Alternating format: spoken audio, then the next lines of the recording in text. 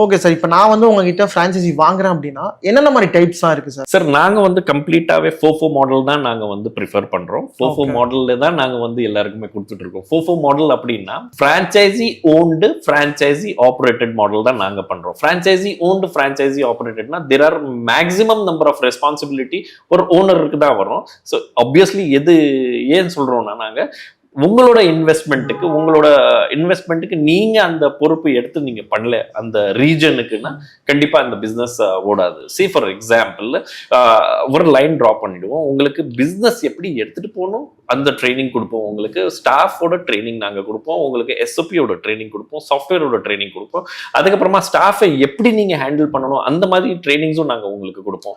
But giving you all this kind of trainings அங்கே இருந்து ஒரு we are not saying நீங்க முழுசாவே அங்கே இருந்து எல்லாமே பிசினஸ் பார்த்துக்கணும்ட்டு. பட் சேயிங் தட் ஒரு பிசினஸ் ஒரு தொழில் நீங்க ஆரம்பிக்கிறீங்கன்னா உங்களோட அட்லீஸ்ட் ஒரு time like 1 hour to 2 hours every day or maybe alternate days நீங்க கொடுக்க ஆரம்பிச்சீங்கன்னா உங்களுக்கு என்ன சின்ன சின்ன இஷ்யூஸ் அங்க வருது டியூரிங் தி ஸ்டாஃப் இருக்கும்போது, டியூரிங் தி கஸ்டமர் இருக்கும்போது. ஸோ அதெல்லாம் நீங்க வந்து கவர் பண்ண ஆரம்பிச்சிட்டீங்கன்னா கண்டிப்பா உங்களோட இந்த பிசினஸ் வந்து சாலிடா நம்ம பண்ணலாம் அண்ட் ப்ராஃபிட்டபிளா எடுத்துட்டு போகலாம் நம்ம.